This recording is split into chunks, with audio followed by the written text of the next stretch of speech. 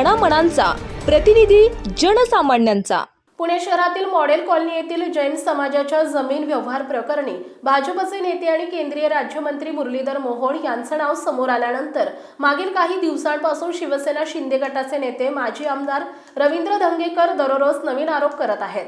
तर त्या सर्व घडामोडींदरम्यान मुरलीधर मोहोळ यांनी जैन बोर्डिंग ठिकाणी भेट दिली आणि आचार्य गुप्तीनंद महाराज यांच्याबरोबर त्यांनी चर्चा देखील केली आहे। याबाबत आचार्य गुप्तीनंद महाराज यांनी पत्रकार परिषदेत माहिती देखील दिली आहे, पाहूयात। मेरे यहाँ सुनने में आया है कि जो बिल्डर है जिन्होंने इसे खरीदा था और भगवान महावीर सिंह को गिरवी रखा था, जो पाप उनके द्वारा हुआ था, तो उनको इसका समझ में आया। समझ में आने पर उनके मित्र, परम मित्र अण्णा मोहोल, मुरलीधर मोहोल, जो सांसद हैं, यहाँ के जनप्रतिनिधि हैं, वो हमारे पास में आए। हमने उनको बुलवाया और उन्होंने समाज की भावना को देखा कि ये जो मंदिर है ये दिगंबर जैन समाज का है, बोर्डिंग दिगंबर जैन समाज का है, गरीब बच्चों के लिए है और जन भावना के साथ में खिलवाड़ नहीं होना चाहिए। इसलिए यहाँ पर आए सांसद और उन्होंने मुझसे कहा, गुरुदेव मैं आपके साथ, पूरे समाज के साथ में हूँ और जल्द से जल्द मैं इस चीज को कैंसिल कराऊंगा, जितना मुझसे बन सकता मैं करूंगा। और मुरलीधर अण्णा मोहोल के परम मित्र विशाल गोखले हैं, तो मित्र होने के कारण से, मित्र के नाते उन्होंने उनसे कहा कि तू इसमें से डील कैंसिल कर।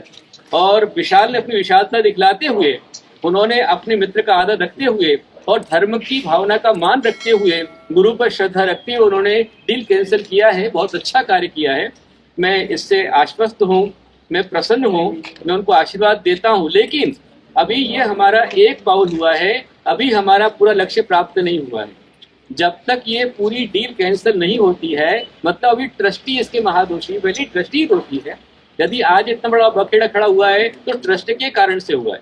ट्रस्ट की महाभ्रष्टता से सारे परेशानी खड़ी हुई है, तो ट्रस्टियों को इसके अंदर से माघार लेना चाहिए और जो गैर कानूनी की डील उन्होंने की है उसे पूरा कैंसिलेशन करना चाहिए। चैरिटी कमिश्नर क्लियर करना चाहिए। इसके क्लियर किए बिना हमारा आंदोलन पूरा नहीं होगा। जब तक यहाँ हॉस्टल में पुनः बच्चे आकर के उनकी पढ़ाई शुरू नहीं होती है, तब तक हमारा आंदोलन पीछे हटने वाला नहीं है। अभी ये शुरुआत है, एक पहला मंगलाचरण हुआ है, उसके लिए मैं उनको सभी के लिए आशीर्वाद दूंगा। पर मोर्चा जोरदार ढंग से पूरे देश में निकलना ही चाहिए। हमारी लड़ाई सरकार से नहीं है, हमारी लड़ाई हमारी किसी पक्ष से नहीं है। हमारी लड़ाई जो है वो भ्रष्टाचार से है, अत्याचार से है, शोषण से है, अन्याय से, अधर्म से है। जो अत्याचार किया जा रहा है गरीब बच्चों पर, जो अत्याचार किया जा रहा है जैन समाज पर हमारे अपनों ही द्वारा, और वो हमारी बात सुन नहीं रहे हैं। इसलिए आंदोलन चलता रहेगा।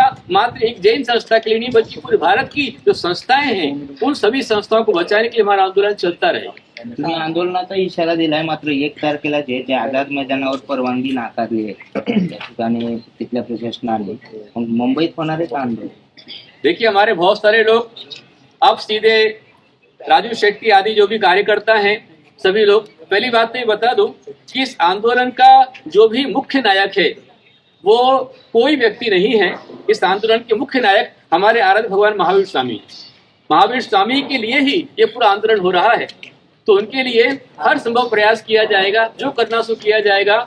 27 तारीख को आज मोर्चा निकाला जा रहा है, कल 28 तारीख को हियरिंग है, तो उसके लिए पूरे देश में सभी भगवान महावीर स्वामी की HND बचाओ आरती करेंगे, उससे प्रार्थना करेंगे।